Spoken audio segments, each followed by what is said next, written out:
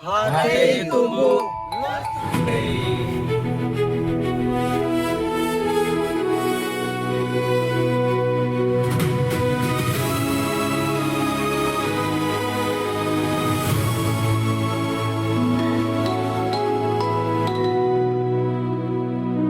Suara dari rimba, suara dari rimba, suara dari Di antara dua hutan, Hatay tumbuh, hutan lestari. Ekspedisi Forest for Life Indonesia di kawasan Hutan Tanaman Industri Korin 3 Hutani, Kota Waringin Barat, Kalimantan Tengah. Kalimantan, nama yang selama berabad-abad menjadi sinonim untuk hutan yang tak terjamah dan kehidupan liar yang tak tertandingi. Tapi bila kita terbang lebih rendah, di atas Kota Waringin Barat, Kalimantan Tengah, yang tampak adalah keteraturan yang ganjil. Baris pohon seragam membentang sejauh mata memandang. Ini bukan hutan yang tumbuh sendiri. Dan untuk memahaminya, kita harus mundur jauh sebelum pohon pertama ditanam. Sebelum ada hutan tanaman di sini, ada kehancuran. Gelombang perambahan hutan dan pembalakan liar yang menghantam Kalimantan pada akhir tahun 1990-an meninggalkan lahan terbengkalai. Suara dari rimba.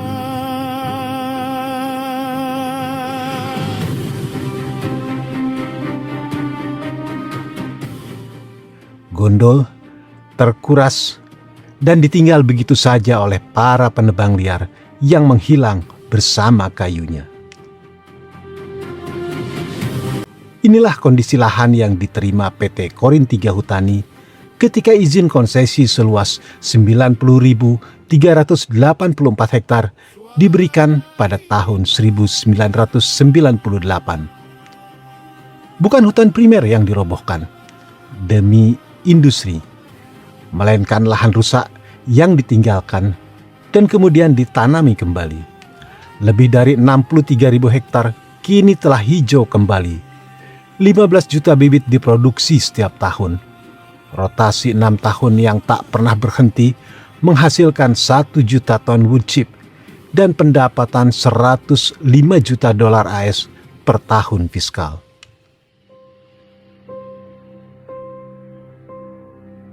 Suara dari rimba. Tapi yang membuat Korin 3 Hutani berbeda bukan soal angka produksinya. Di antara seluruh pemegang konsesi HTI di Indonesia, Korin 3 Hutani menyisihkan kawasan konservasi terbesar, hampir 19.000 hektar, atau 1/5 dari total konsesinya. Bukan karena terpaksa regulasi, tapi memang melampaui standar yang berlaku di sana.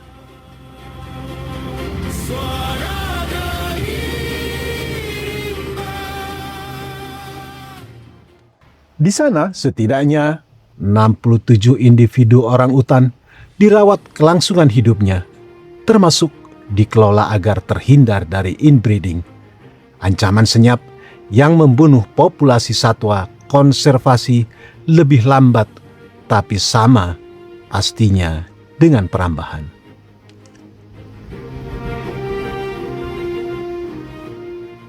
Jalan-jalan produksi sepanjang 3.700 km yang dibangun perusahaan tidak dikunci. Di saat perusahaan lain menutup akses jalan konsesi mereka dari masyarakat sekitar, Korin 3 Hutani justru membiarkannya terbuka, menghubungkan desa-desa terpencil ke dunia luar. Dan ketika sebagian besar korporasi hanya menyerap warga lokal sebagai buruh lapangan, Korin 3 Hutani justru mendorong mereka masuk hingga ke jajaran manajemen di tingkat atas.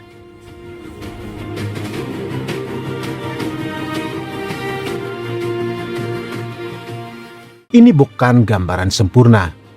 Hutan monokultur tetaplah monokultur. Ia tidak bisa mengembalikan keanekaragaman hayati yang hilang bersama illegal logger. Dan pertanyaan soal keadilan tenurial, hak adat serta masa depan lahan setelah 2041 tetap terbuka. Tapi inilah yang membuat ekspedisi ini penting. Karena bila Korin 3 Hutani dengan segala praktik terbaiknya masih menyimpan celah dan pertanyaan yang belum terjawab, apa yang bisa kita bayangkan tentang pemegang konsesi lain yang bahkan tidak sejauh ini?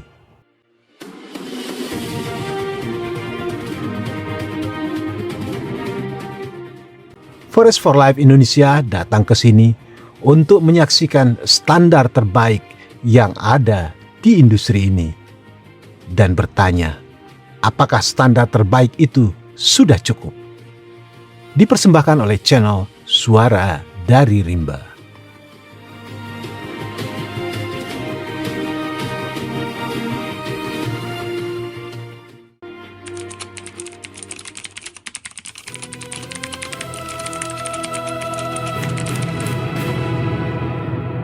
Dari rimba.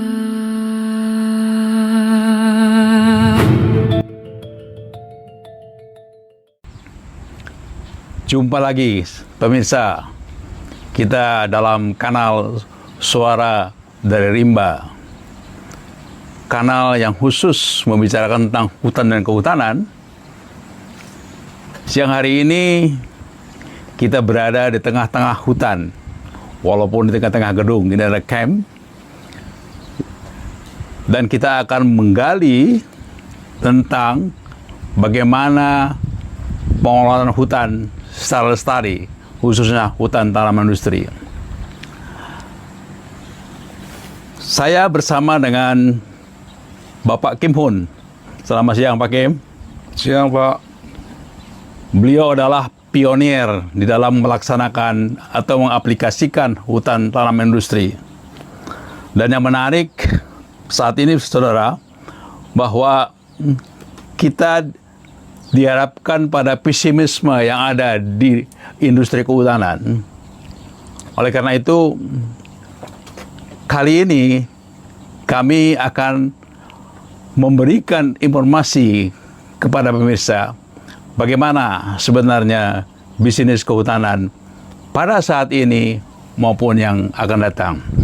Beliau adalah real forester, rimbawan sejati, baik secara akademis maupun secara praktisi.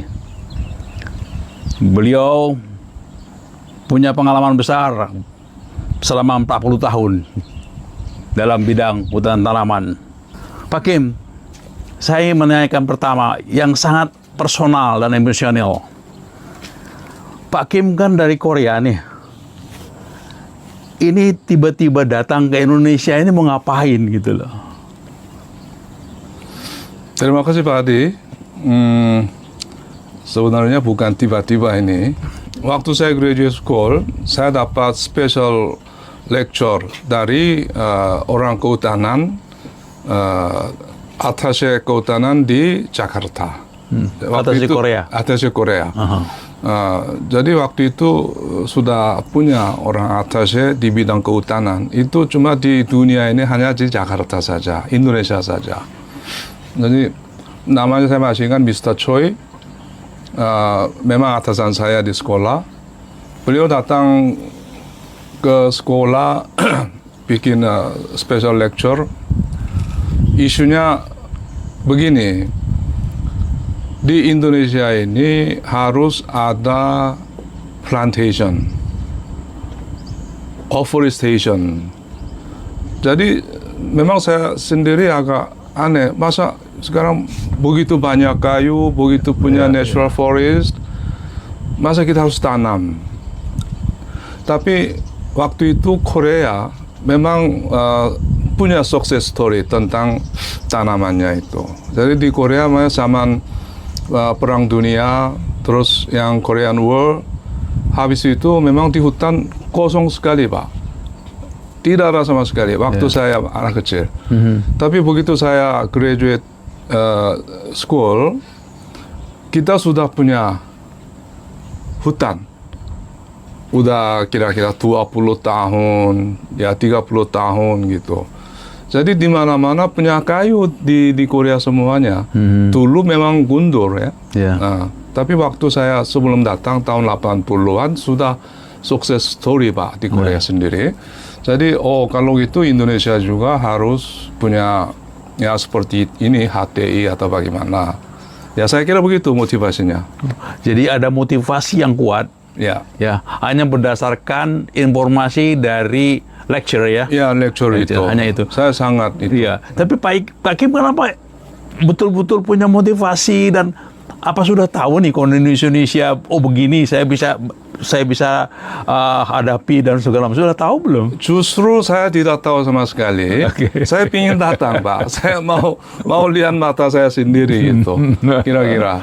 Jadi memang saya datang saja. Whatever happen apa yang terjadi. Menarik. Menarik. Jadi ketidaktahuan itu membuat Pak Kim yakin ya. Yakin bahwa saya bisa melaksanakan itu. Sekarang ini kita datang di sini lihat yang hasil yang mereka tanam, dan saya kaget juga tahun yang lalu 1,5 juta ton. Waktu 10 tahun yang lalu belum sampai 1 juta ton Pak. Berarti meningkat colonial forestry atau bagaimana manajemen apa semuanya. Ini bisa jadi 1 juta ton, 1,5 juta ton dalam satu areal gitu Pak. Jadi kenapa tidak bisa? Betul. Kan sudah ada contoh. Betul. Ya, kira-kira begitu Pak. Iya. Produksinya luar biasa itu. Iya. Nah, jadi sebenarnya saya punya mimpi bukan hanya di Kalimantan di sini saja. Sebenarnya di mana-mana kita bisa buat Pak. Seperti hutan begini. Nah, ini yang saya mimpinya belum tuntas Pak. masih kita banyak yang tantangan, tapi kita kenyataannya sudah ada di sini. Nah, Pak Kim kan datang tahun 90-an. Ya. Kemudian sekarang kita berada pada 2026. Melihat begitu berapa besar kemajuan yang diperoleh oleh usaha yang dirintis oleh Pak Kim pada waktu itu. Ya. Gimana perasaan Pak Kim nih? Ya ada baiknya, ada yang tidak. Tapi baiknya mungkin saya sudah bicara. Yang tidak baiknya ini saya lihat yang realisasinya ini. Saya tahun 91-2 itu saya ke Vietnam, Laos. Itu ada juga proyek kehutanan juga. Waktu itu saya lihat di Vietnam, wah itu sepertinya perang Korean War tahun 1950-an gitu. Karena habis Vietnam War, belum sampai 10 tahun. Gundul ya. Wah, gundul sekali. Dari Hanoi ke Vinh, saya pakai kereta. Pokoknya sebelah kanan, sebelah kirinya laut. Sebelah kanan itu gundul semua. Tidak ada satu pohon. Wah, saya ngeri Pak. Wah, itu bagaimana bisa hutannya begitu, ya kan? Lalu sekarang, coba. Itu tahun 1992. Ya, ini kan sudah hampir 30 tahun ya, 20 tahun lebih. Sekarang Vietnam, Pak. Ini kan kita punya chip mill tadi, sudah lihat. Dia ekspor chip lebih banyak daripada Indonesia. Masya Allah. Jadi, ya Vietnam daerah sendiri, luasnya sendiri dengan Indonesia sangat kecil Pak. Kalau Indonesia luas. Sedangkan chip production Vietnam lebih besar daripada Indonesia. Ini apa yang cerita? Ya, tapi kan kita harus memanfaatkan saat yang kita bisa develop apa gitu. Indonesia sekarang inilah time to develop seperti HTI begini Pak.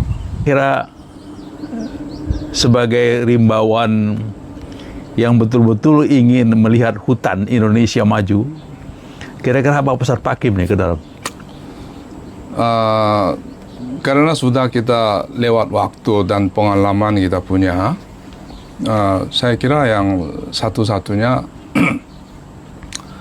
pertama pemerintah harus dukung proyek ini.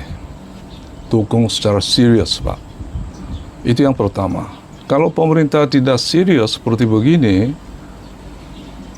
private sector tidak mungkin dia masuk, Pak. Tidak mungkin. Jadi pertama kali kalau pemerintah dukung yang proyek ini, dan kedua player. Siapa yang jadi player di situ, Pak?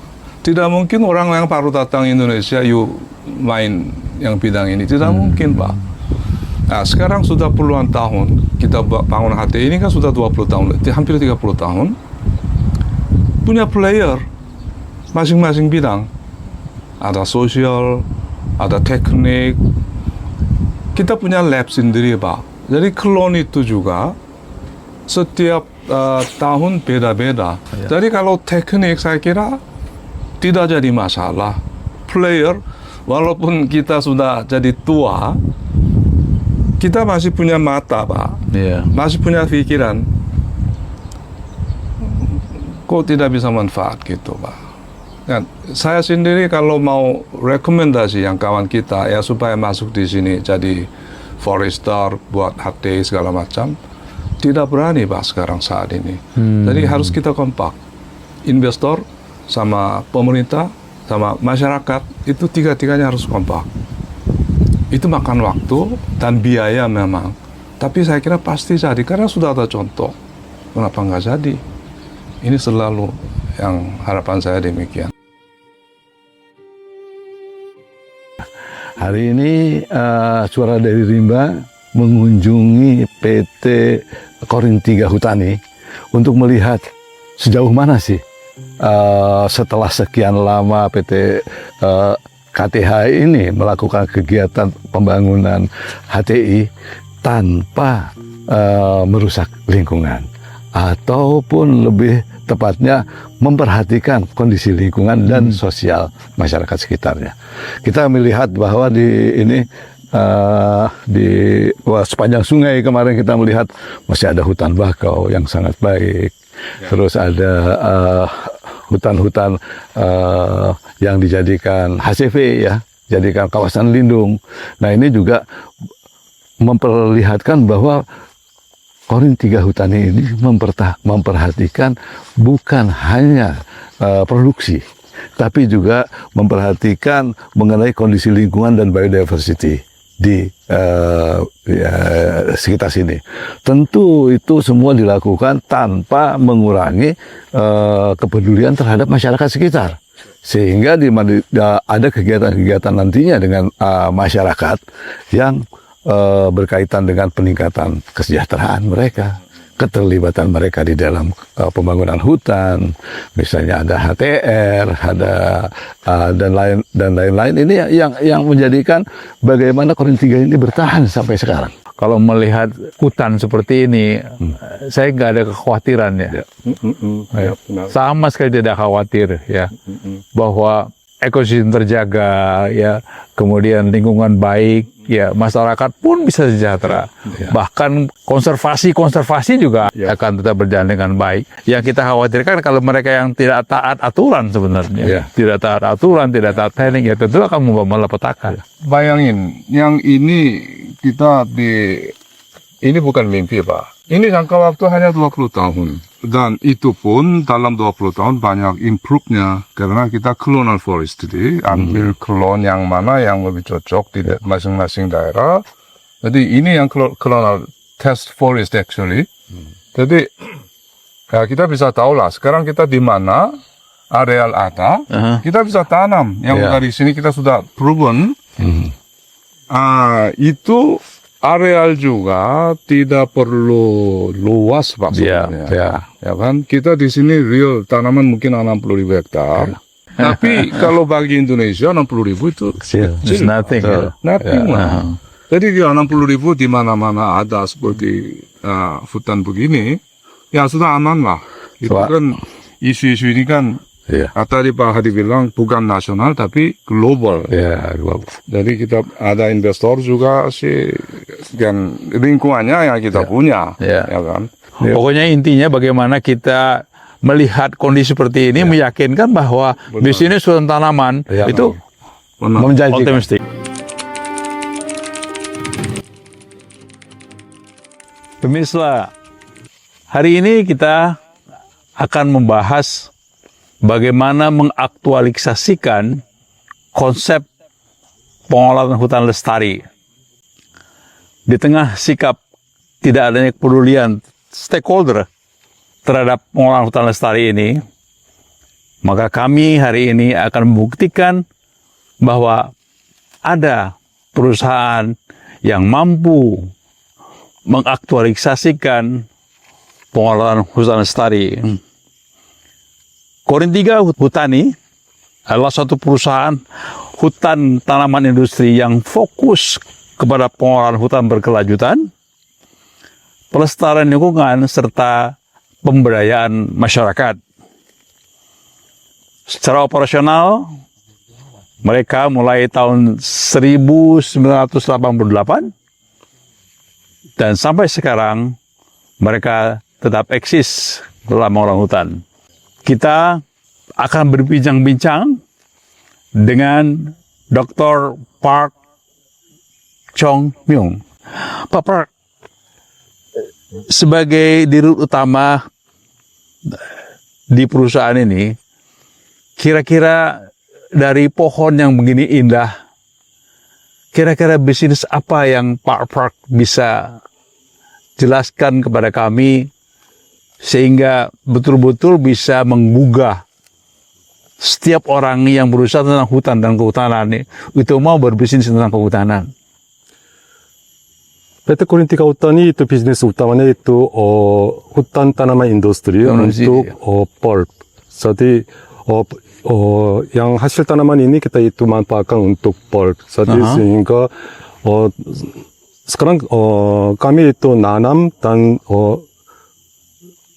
yang durasinya 8 tahun, sebelumnya 6 tahun. Oh, 8 tahun ya? Jadi itu panen dan kita tanam ulang lagi. Okay. Jadi ini sudah rotasinya keempat. Jadi yang itu hasil tanaman hutan ini kita itu manfaatkan untuk yang utamanya itu yang untuk bahan baku pol. Jadi yang itu kita itu bikin 우드 칩 itu kami itu ekspor ke Jepang. Dan yang sisa itu yang kayunya itu kita itu jual ke perusahaan yang lain di dalam domestik di Indonesia. Jadi ekspor Pak ya? Enggak gitu, kayunya enggak bisa itu yang ekspor. pulpnya? Pulpnya ekspor ya? Bukan pulp, bahan baku pulp. Oh iya, bahan baku untuk ya. Itu ekspor ke Jepang. Ya. Dan kami manfaatkan itu kayu sampai yang sampai ke ujung 5 cm atau 3 cm itu manfaatkan untuk bahan baku pol. Yang sisanya kita itu kumpul itu untuk bahan baku untuk pellet. Kami itu memproduksi pellet pun juga. Dan selain itu kalau ada yang sisa-sisa nantinya kita itu manfaatkan untuk bahan baku boiler. Jadi kami itu memproduksi listrik untuk pemakaian untuk sendiri, dan ada yang sisanya kita jual ke PLN pun juga. Jadi itu yang bisnis globalnya begitu saja ya. Oke, jadi dari satu pohon itu bisa beberapa produk untuk bisnis Pak ya? Ya, sebenarnya tidak ada yang terbuang. Jadi kami usahakan manfaatkan semuanya. Oke, jadi pastikan efektif dari mulai batangnya, rantingnya, dan barknya juga itu menjadi sebuah bisnis menarik. Jadi dari satu pohon bisa kita berbisnis di bidang kehutanan. Pak Park, saya pengen tahu sebenarnya bahwa dari hasil Bapak memimpin perusahaan ini dan banyaknya rasa beberapa pengusaha yang melihat bahwa bisnis kehutanan ini tidak ada harapan. Kira-kira Pak, bagaimana ini prediksinya Pak?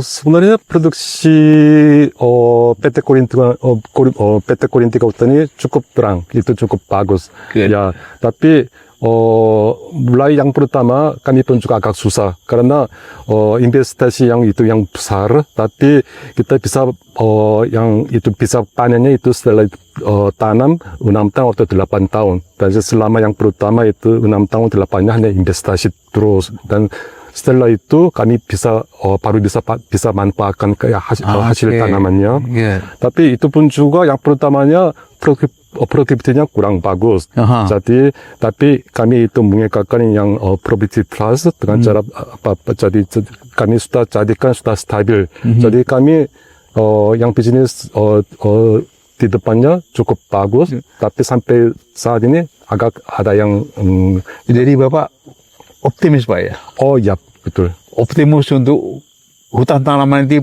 pasti prospeknya akan bagus ke depan. Terima kasih banyak Pak atas harapan yang kita ini kan, dan pemirsa, demikian wawancara saya, bincang-bincang saya dengan Dr. Park Chung Hop Myung. Intinya adalah bahwa hutan tanaman itu akan memberikan suatu optimistik dalam bisnis kehutanan. Suara dari rimba.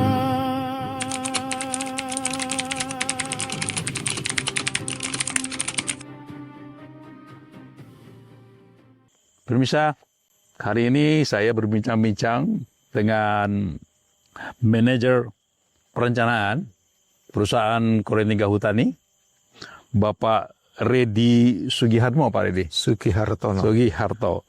Selamat pagi Pak Sugiharto, terima kasih. Selamat pagi Pak. Sebagai manajer perencanaan Pak ya, bagaimana prospek yang Pak Redi lihat, produktivitas dari mula perusahaan dimulai sampai saat ini meningkat, flat atau menurun? Silakan Pak Redi. Baik Pak, makasih. Jadi hutan tanaman PT Korintiga Hutani dibangun mulai tahun 98 atau 1998. Pada awalnya hutan tanaman ini sedikit ada pesimis karena di mana-mana sebenarnya banyak kegagalan. Tetapi dengan kita optimis bahwa nanti hutan tanaman ini berhasil, sehingga kami kembangkan hutan tanaman ini dengan teknologi-teknologi yang terbaru. Pada awalnya memang kita kembangkan jenis akasia mangium, Pak, ya. Karena tren saat itu memang akasia. Pada waktu itu ya. Ya, tetapi di perjalanan ternyata kita harus berganti jenis lain dengan beberapa alasan. Karena akasia mangium itu ada hama, Pak. Oke. Ya, di samping memang ada dugaan dulu alelopati, tapi ya tidak terbukti. Tetapi akasia mangium kalau di kawasan konservasi masuk tanaman yang invasif, Pak, ya. Jadi memang kita tidak lanjutkan lagi. Saat itu produktivitasnya tidak terlampau baik, masih kurang dari MAI-nya kurang dari 20. Kisaran 15 sampai 17 ya. Iya. Sehingga saat itu kita kembangkan tanaman eukaliptus. Kami pikir waktu itu kan beli bibit atau biji itu di Australia. Saya pikir dari sana asalnya, Pak. Ternyata dari negara kita sendiri, dari Papua proponennya. Gitu. Sehingga sampai hari ini kita kembangkan eukaliptus, ada beberapa klon yang hasil temuan kita sendiri, sehingga produktivitas naik. Jadi bentuk dari atau hasil dari kelibangan kita sendiri, Korintiga Hutani sendiri, menurut saya mendapatkan hasil yang cukup baik. Karena di setiap rotasi pemanenan, produktivitas kita naik. Sampai tahun ini itu MAI sudah mencapai antara 27-28. 27-28 dari 20. Kurang dari 20. Kurang dari 20. Ya. Jadi dengan demikian, jadi kita bisa, saya tarik kesimpulan, produktivitas naik. Dan kami sebenarnya punya mimpi. Kalau bisa MAI itu 40 meter kubik per hektar per tahun. Tapi kelihatannya ya hanya sekedar mimpi, tapi ternyata kita beberapa kasus di petak-petak tertentu kami sudah temukan hasil dari pengukuran di lapangan itu sudah mendekati 40 ada, Pak. Tapi memang secara Belum umum. keseluruhan Iya. rata-ratanya belum mencapai Iya. itu. Rata-rata masih masuk di kurang dari 30. Jadi itu clone yang Ya, yang kita sendiri. temukan sendiri dan Sendiri. kita kembangkan. Ya. Jadi saya juga merasa punya kebanggaan Mhm.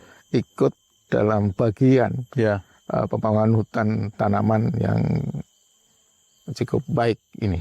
Nah, dari aspek perencanaan Pak ya, dari tadi 30.000, 90 sekian ribu hektar itu 60 sekian ribu untuk tanaman. Itu kan ada sisanya Pak ya, Ya. hampir 30 ribuan.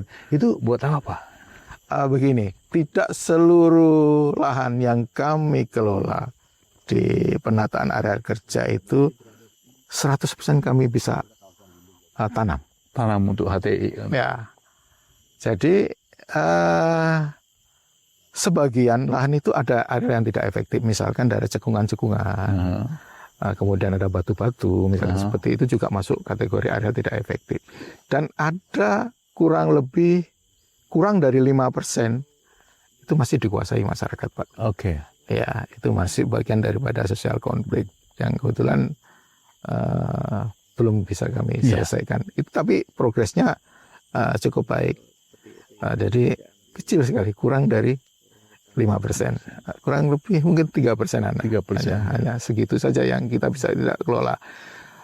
Kalau areal budidaya, istilahnya kami sekarang kan penataan areal kerjanya ada budidaya dengan kawasan lindung saja, Pak. Aha. Nah, di areal budidaya 64.000 hektar itu udah mendekati 80% dari total area. Sisanya ada 10, sekian persen saja yang tidak efektif.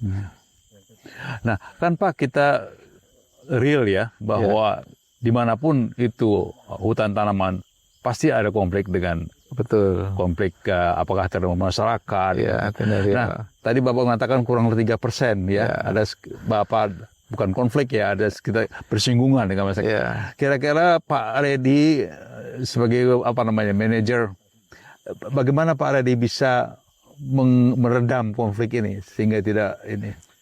Jadi sebenarnya Pak, bukan konfliknya yang kecil. Nah, Sebenarnya dari kita memulai membangun hutan tanaman ini di tahun 98, konflik sudah mulai muncul. Tetapi satu persatu konflik itu kita bisa redam. ya. Tapi sebenarnya kan bagaimana kita menangani konflik itu sebenarnya kan. Bukan konfliknya, saya rasa semua perusahaan sama Pak. Konfliknya cukup banyak. Ada yang besar, ada yang sedang kecil, seperti itu skalanya. Tapi bagaimana si manajemen itu meredam konflik atau menyelesaikan persoalan-persoalan sosial ini dengan baik. Ada beberapa cara. Karena ini hutan tanaman, kami libatkan Pak masyarakat. Bagaimana merasakan sih membangun hutan itu dengan kemitraan. Misalkan kita ada yang di luar konsesi itu perhutanan sosial Pak, ada HTR, ada hutan hak. Tuh. Ya. Tetapi sayang, yang hutan hak itu kan kita tanam di tanah hak masyarakat ya. Betul.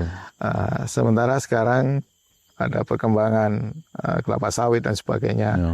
Masyarakat lebih memilih kelapa sawit karena memang hasil yang dia peroleh itu jangka waktunya pendek. Betul. Kalau udah mulai panen kan per 2 minggu mereka bisa panen. Nah sementara bisnis hutan tanaman itu perlu waktu yang panjang karena sifatnya investasi. Ya, sehingga di ujung saja terimanya seperti itu dan tidak tahan. Kalau itu kan tidak bisa untuk kebutuhan sehari-hari. Jadi masyarakat lebih pilih itu. Tetapi kalau yang HTR sampai hari ini masih berjalan. Kenapa HTR itu berjalan? Karena bagaimanapun HTR itu kan dibangun di kawasan hutan, Pak. Ada izin walaupun itu milik masyarakat. Nah, itu kerjasama dengan perusahaan sampai hari ini masih berjalan. Di samping juga ada kemitraan-kemitraan yang lain yang di dalam konsesi, Pak. Kita ada pola bagi hasil, juga ada agroforestry. Jadi ya sebagaimana meredam konflik sosial ini, ya sebenarnya kita ajak aja masyarakat ikut. Oke. Dan memang bagaimanapun harus dapat kita harus memberikan insentif juga kepada masyarakat walaupun akses hilangnya akses masyarakat dengan hutan itu kan harus diberikan kompensasi memang ya. Wah, menarik Pak Teddy, Pak Redi. Pemirsa, demikian bincang-bincang kami dengan Pak Randy Sugiharto. Hartono. Sugiharto. Dari bincang-bincang ini saya bisa mengambil kesimpulan bahwa HTI merupakan usaha kehutanan yang masih bisa diandalkan untuk bisa menguntungkan. Ya, kita melihat bagaimana perusahaan mencoba meningkatkan produktivitas, meredam konflik. Cara mereka, sistem mereka meredam konflik juga sangat kita hargai. Kemudian bagaimana juga mereka menyisakan atau menyediakan kawasan konservasi dari luas area yang mereka punya. Saya pikir ini suatu perusahaan yang aspeknya cukup kompleks dan merupakan satu perusahaan yang learning institution, saya pikir ya, yang bisa kita jadikan ikon untuk kita belajar bagaimana kita mengelola hutan tanaman secara lestari.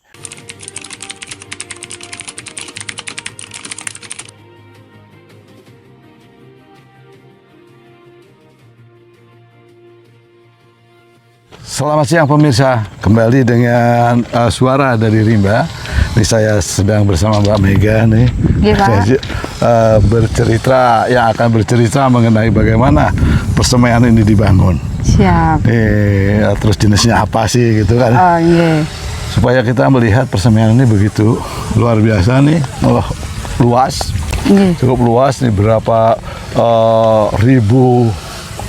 Ya, kemudian bibit berapa ribu bibit, terus bagaimana nanti transfernya ke lapangan. Nah itu, Mbak Mega silahkan.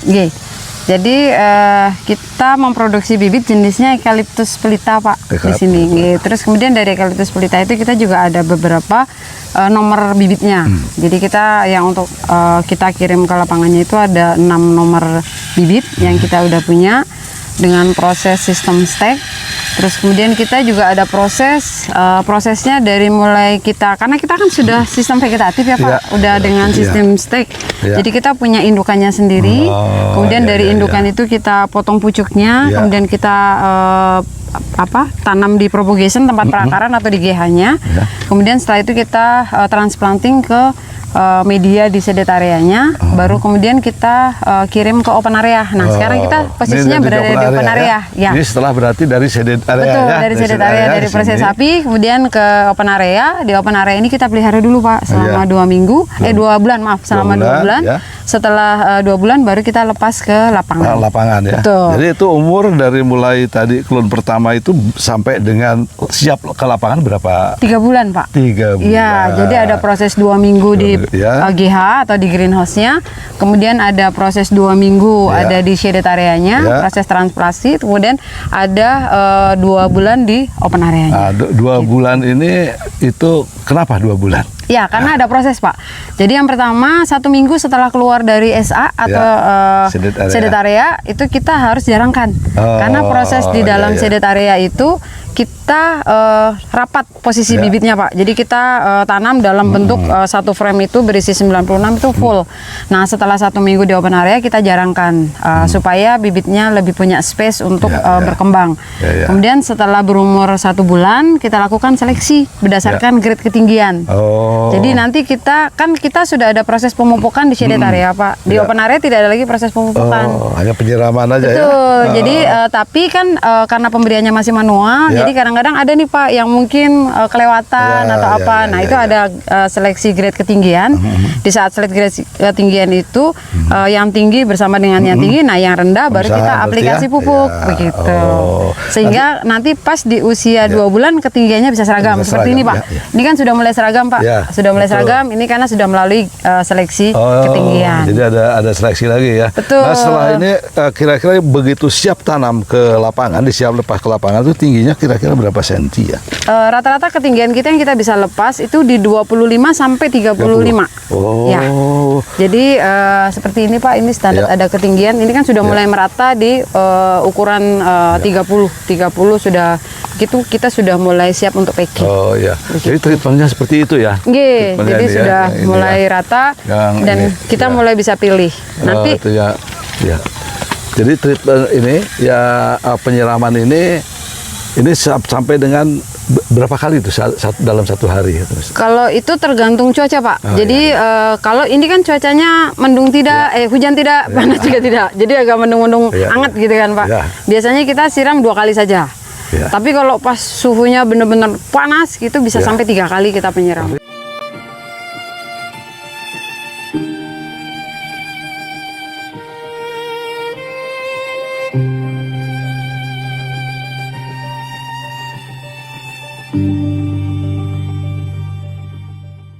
Mas Karyadi, kira-kira kan dari mulai pemilihan tadi itu kita sudah mengunjungi persemaian ya.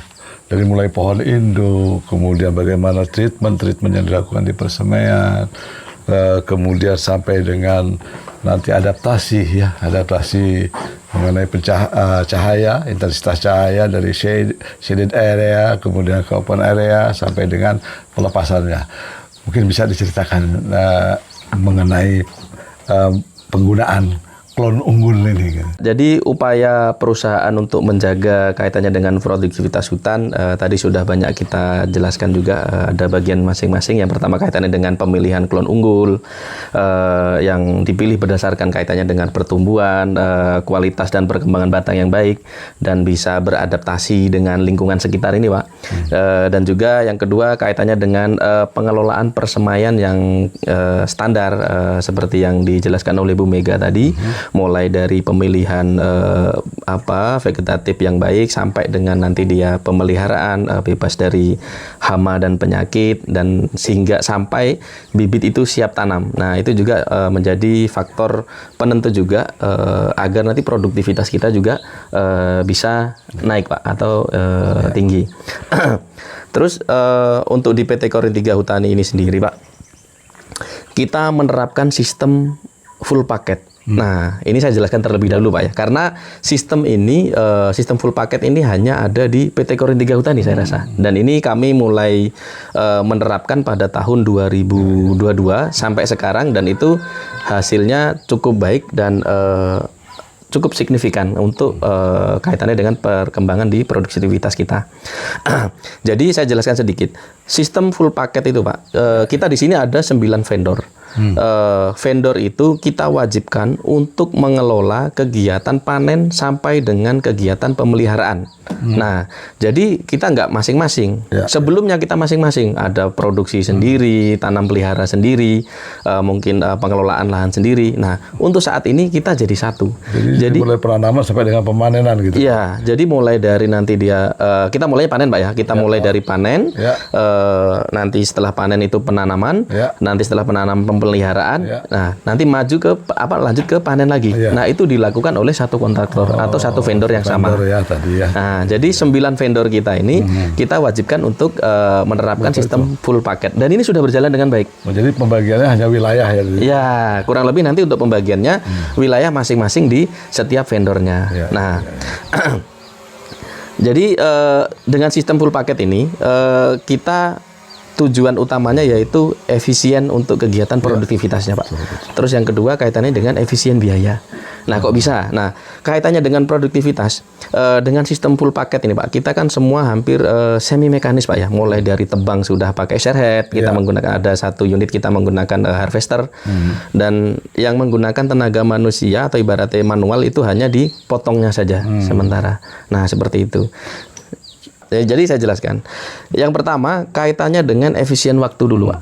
Jadi perusahaan kita di tahun 2025 kita menargetkan mulai dari kegiatan produksi atau panen sampai dengan tanam itu dengan rentang waktu 2 hari per hektar.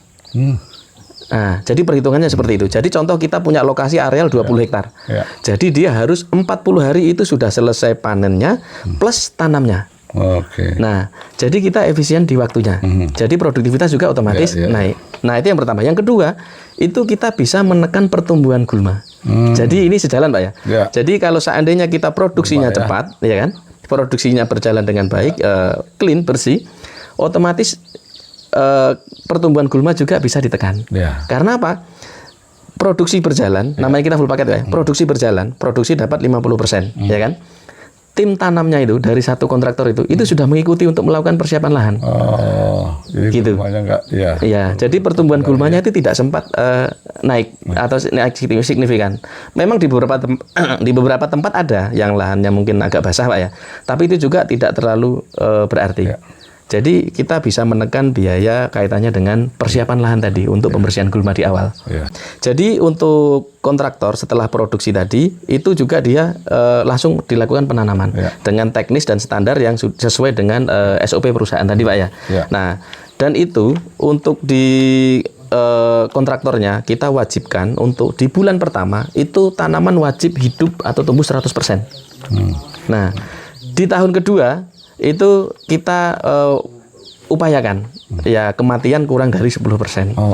Dan nanti sampai panen kita pertahankan minimal ya 70% up lah, Pak, bisa tanaman itu hidup. Nah, jadi dari situ nanti produktivitas per hektarnya juga tinggi.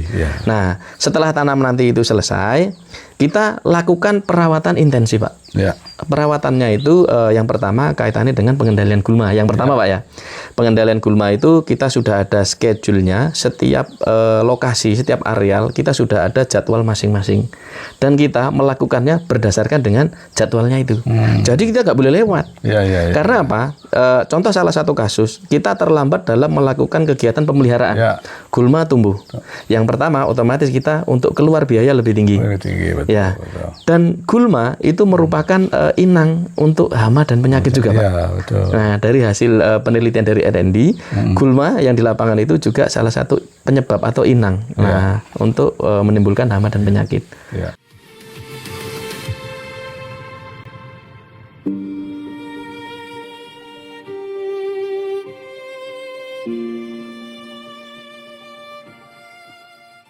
Hari bersama saya Wanda Siswanto di kanal Suara dari Rimba. Saya perkenalkan di sini ada Bu Desi sebagai manajer lingkungan ya. Asisten manajer lingkungan. Asisten manajer lingkungan dan konservasi.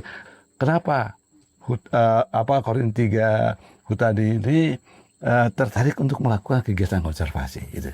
Silakan. Ya baik, sebenarnya Pak, kalau kita melihat bisnis kehutanan kan bisnis jangka panjang. Dan tentunya lingkungan yang bagus akan berpengaruh terhadap bisnis tersebut. Nah, makanya kenapa Korin 3 Hutani berkomitmen untuk bagaimana kawasan yang dilindungi betul-betul itu dimanfaatkan untuk menunjang bisnis jangka panjangnya. Nah, beberapa kegiatan yang dilakukan itu antara lain di kawasan sendiri, Pak, itu terbagi ada kawasan pelestarian satwa liar, kemudian kawasan pelestarian plasma nutfah, kemudian ada sepadan sungai, dan juga ada koridor satwa. Nah, kalau kita lihat memang di peta juga area konservasi atau area lindung ini kan separate, Pak, terbagi-bagi. Jadi bagaimana satu sama lain ini juga nanti kedepannya bisa saling terkoneksi seperti itu, karena bagaimanapun yang kita lihat di sini adalah bagaimana kawasan lindung ini dapat menjadi tempat hidup satwa liar yang cukup banyak juga di sini. Ada orangutan, kemudian ada bekantan, ada Pak, kemudian juga burung-burung. Nah, ini menjadi dasar bahwasannya ya memang area ini harus kita lindungi. Dan syukurnya perusahaan berkomitmen untuk melindungi area ini seluas 19.000 hektar.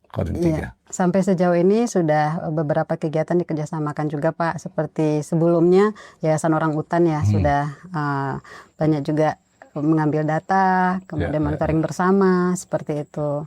Lebih banyak ke satwa memang.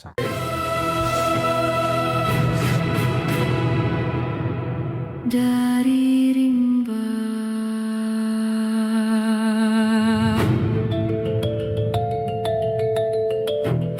Tanya-tanya nih katanya di daerah sini yang namanya kawasan lindung Telawi ya. Iya, Bukit Telawi, Pak. Bukit Telawi, pakai bukit ya. Iya. Bukit Telawi ini banyak ditemukan banyak orangutan ya. Sarangnya ada. Bisa cerita sedikit mengenai orangutan itu? Ya, kebetulan di Bukit Telawi ini kan salah satunya bukit yang paling tinggi di antara bukit-bukit yang ada di KTH. Nah, jadi beberapa kali kita melakukan survei itu dengan BKSDA dan OFUK. Ya. Nah, itu terakhir kemarin 2025. Nah, di sini ditemukan ada orangutan. Nah, perjumpaan langsungnya kita ada foto juga. Ya, ada dengan anaknya. Iya, Pak, benar. Jadi kalau untuk distribusi di sini kita perjumpaannya melalui sarang dan melalui pertemuan langsung juga. Oh, jadi bukan hanya sarang ya. Itu pertemuan langsung itu wah luar biasa itu. Benar, Pak. karena pertemuan langsung ini yang mempunyai nilai yang jauh lebih tinggi. Ini juga nih luar biasanya ada moss di sini ya. Iya, benar, Pak.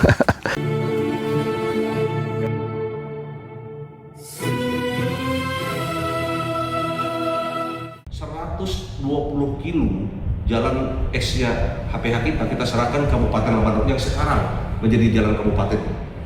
Dari rimba.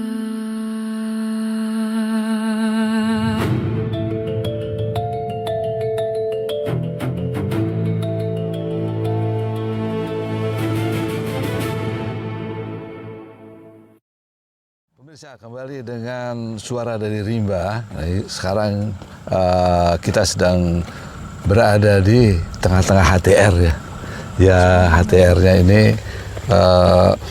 sebagian sedang baru ditanam ya, Pak Umar ya. Nah, ini sebelah saya ada Pak Umar, kemudian ada Pak Rais, ada Pak Badru ya dari Korin 3 yang membangun semua ini. Nah, sekarang ke Pak Rais duluan nih. Cerita mengenai bagaimana HTR ini dibangun. Iya. Pertama awal cerita HTR dibangun, perusahaan punya konsep bahwa tujuan sebagai pagar sosial. Ya. Jadi pagar sosial itu berefek terhadap juga ekonomi, infrastruktur dan sebagainya. Ini kita berada di lokasi salah satu pemegang IUP. Kelompok tani rimba Arut Berkah. Jadi ada berapa kelompok tani. Jadi di kawasan itu muncul IUP yang dulunya sebenarnya ladang berpindah-pindah.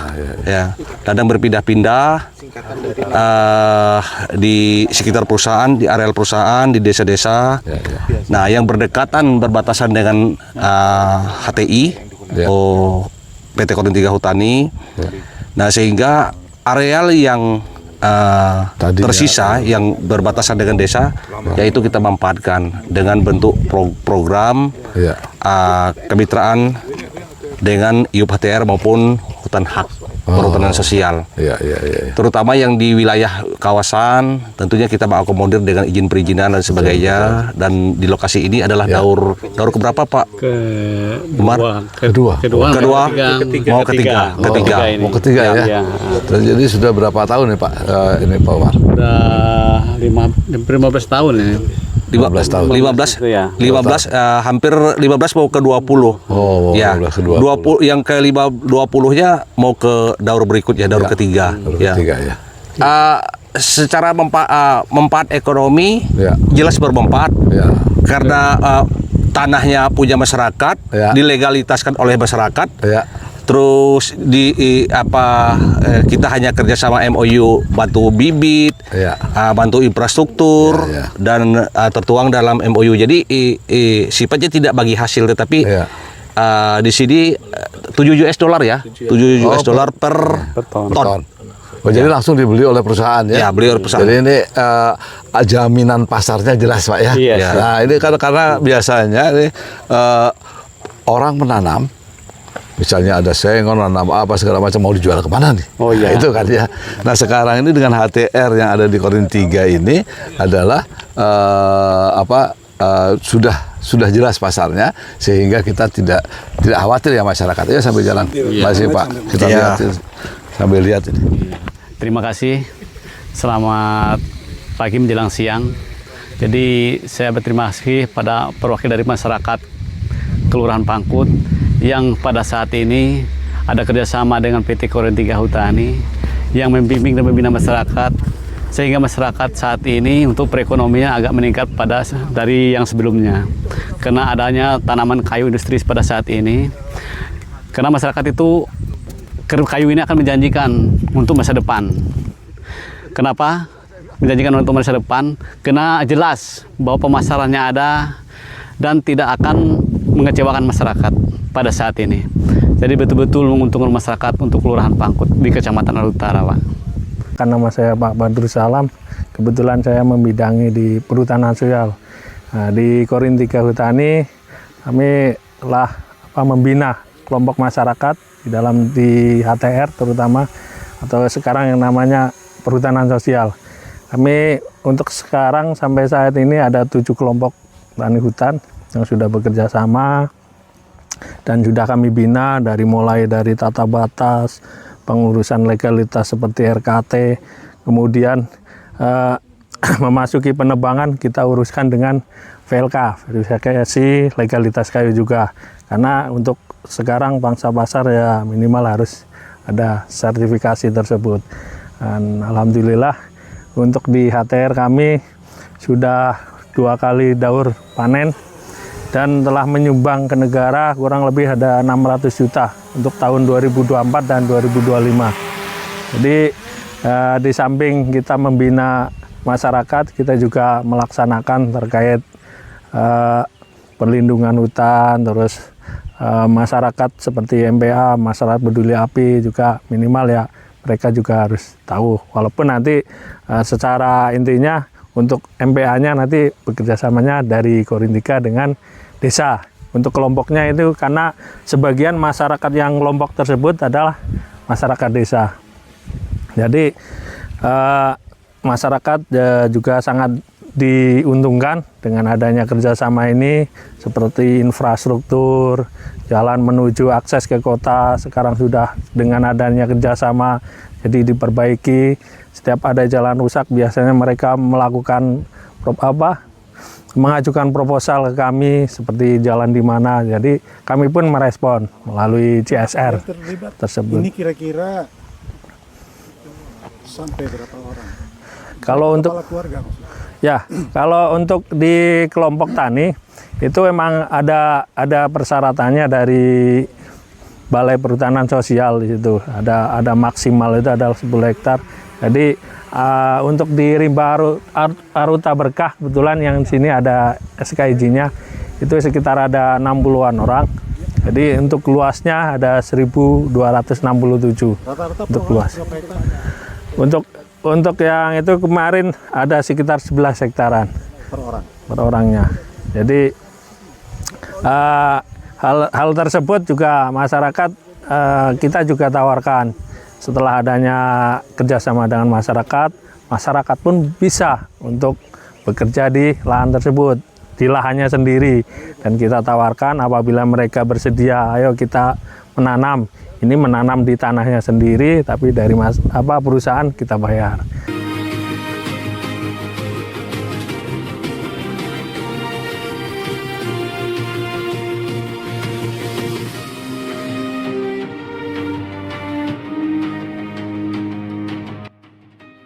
Di sini mungkin Bapak bisa melihat itu bermacam ragam, ada dari Dayak, ada dari lokal semua, ya dari Jawa, Sulawesi, Batak, ada juga dari Flores, keluarga kita dari timur, semua ada di sini. Kalau yang di sini prestasinya apa? Ini putra putri karyawan atau ada dari putra putri dari karyawan, ada dari desa, ada juga dari tetangga ya? Iya. Perusahaan tetangga. Untuk tahun ini kita mengikuti kegiatan FLS, Pak, FLS 3M. Apa itu? Itu cabang lomba seni, Pak. Oh. Yang kemarin kita laksanakan di tingkat kecamatan. Dari lomba yang kita ikuti, jadi ada 2 cabang lomba kita yang lolos ke kabupaten, Pak. Oh, sampai kabupaten ya? Ada Menyanyi Solo sama Gambar Bercerita. Nah, itu untuk yang cabang seni, Pak. Nah, kemudian untuk cabang olahraga, kita juga kemarin mengikuti ya di tingkat kabupaten. Nah, itu ada beberapa cabang, Pak. Ya. Itu ada cabang atletik, kemudian ada cabang senam, kemudian ada pencak silat, kemudian ada karate, dan juga renang. Dari beberapa lomba tadi, ada beberapa cabang olahraga kita yang lanjut ke kabupaten. Nah, di tingkat kecamatan kemarin, Pak, kita dari seluruh kegiatan itu mendapat juara umum untuk tingkat kecamatan Arus Utara. Ya, kemudian juara umum berarti ini udah dilihat banyak orang nih ya. Ya. Jadi kemarin untuk cabang senam lantai kita juara 1 putra putri, kemudian pencak silat itu juara 1 putra putri, kemudian cabang olahraga bulu tangkis putri kita juara 2, kemudian cabang renang putra kita juara 3. Nah kemudian karate kemarin putranya juara 3, putrinya juara 2. Jadi dikalkulasi kita mendapat juara umum. Jadi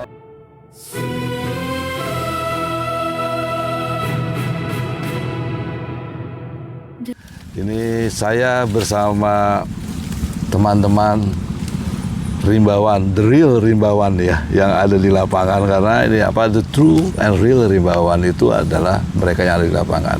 Jadi bukan rimbawan salon. Sebelah kiri saya ada Pak Rais, ada Pak Karyadi, Pak Budi, kemudian Bu Desi dan Pak itu ya, ini kami ingin bincang-bincang mengenai berbagai hal. Kaitannya banyak sebenarnya ya. Ada hal yang utama adalah berkaitan dengan kegiatan konservasi dan lingkungan yang berkaitan dengan sosial. Tadi ada satu flagship spesies yang disebut, yaitu orang hutan. Semua orang itu pasti dulu pernah ada konferensi Big Apes juga di Kalimantan di sini ya, di Kalimantan Tengah. Ini menjadi salah satu hal yang menarik nih. Kemarin saya dapat cerita dari Pak Aryadi nih mengenai punya apa, bagaimana bisa bertemu dengan orang hutan itu. Nah itu juga menjadi hal yang menarik. Mungkin Pak ada cerita sedikit mengenai orang hutan yang jadi aktor film. Jadi terkait masalah untuk hewan-hewan yang dilindungi, Pak. Memang kami sebagai pekerja lapangan ada beberapa yang menemukan kaitannya dengan mungkin kayak burung rangkong, orang hutan, atau mungkin beruang madu. Itu masih ada, sering lah kita temukan. Seperti video yang saya share ke sampean dengan tim. Begitu pula untuk dari timnya Pak Budi sendiri selaku tim lingkungan, itu banyak sekali ditemukannya video-video atau ibaratnya binatang-binatang yang memang atau jenis binatang yang masih dilindungi, Pak, ya, kayak jenis orang hutan, burung rangkong atau yang lain. Nah ini banyak sekali masih kita banyak temui terutama di area-area konservasi, dan kita nggak ada intervensi atau mengganggu di area sana, seperti itu. Dan videonya itu, Pak, bukan video diambil dari lain seolah-olah di HTI, itu benar-benar di HTI. Itu dia. Jadi karena itu penting itu. Pak Karyadi itu kan juga bekerja kan sesuai RKT, tanam, produksi, terus tentunya juga mengikuti batas-batas RKT dan sebagainya, sepadan sungai maupun konservasi lainnya. Jadi pada saat di lapangan juga tidak saja hanya orang di dalam karyawan PT Korin 3 Hutani, tetapi subkon kita lain juga kita berikan pemahaman tentang itu. Nah, yang bergerak beraktivitas di lapangan itulah yang menemukan. Jadi video yang dimaksud itu betul otentik ya. Bukti konkret bahwa binatang-binatang itu sebagian yang memang dan yang mereka keluar dari area konservasi yang masuk ini, tetapi juga itu tidak terganggu, hanya terdokumentasi. Wah, itu yang hal ya yang sangat baik, dokumentasi, pendataan, sehingga kita bisa memberikan bukti mengenai keberadaan jenis-jenis satwa tersebut. Nah ini Pak Budi, ini ketika kita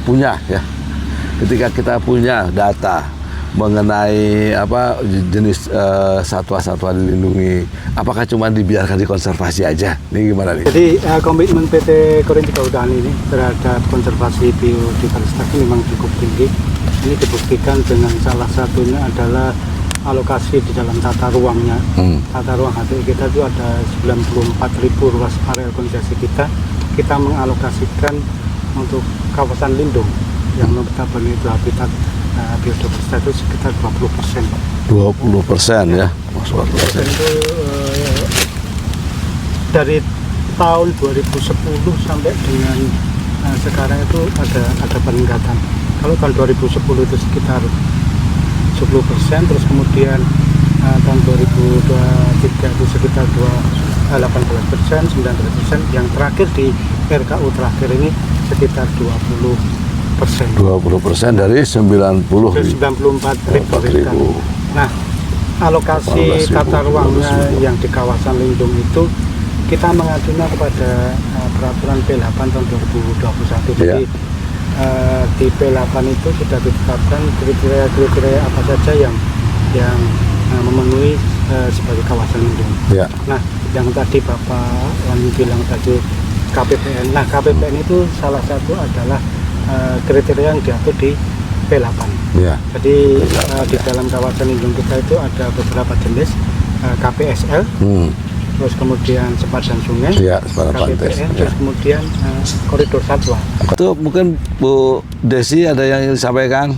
Ya, itu Pak, memang ini kan PR bersama juga ya Pak ya, terkait sosial, terkait lingkungan gitu, karena bagaimanapun ini yang akan menunjang kegiatan bisnis jangka panjangnya perusahaan gitu. Ya, betul. Nah di sini ada Pak Rais yang betul-betul aktif di sosial gitu ya, sehingga bisa dikatakan memang konflik di sini juga tidak terlalu besar ya Pak ya, hanya sedikit saja mungkin ya Pak ya. Jadi itu memang harus semuanya harus mendukung untuk ke bisnis intinya. Ya, betul. Seperti itu. Jadi memang gini, maintaining jangka panjang bisnis ini tidak hanya berpikir mengenai ekonomi ansih, tapi lebih berpikir kepada sosial dan lingkungannya, sehingga ada keseimbangan. Keseimbangannya tentu tidak merata, tidak rata-rata bagi tiga gitu, tidak. Tapi ada keseimbangan antara ekonomi, sosial, dan lingkungannya dikerjakan ini. Pak Budi, masih ada yang ingin disampaikan? Tambahan mungkin? Wah, Pak Medi, ya. Tapi yang penting ini, ada hal, jadi dua, data yang diperlukan di Korin 3 ini adalah data numerik dan spasial. Ya, jadi itu semua lengkap dengan isinya, sehingga database-nya itu menjadi satu database yang lengkap yang bisa mudah-mudahan nantinya berguna untuk jangka panjang dan memanjangkan dari bisnisnya Korin 3 Kutani ini.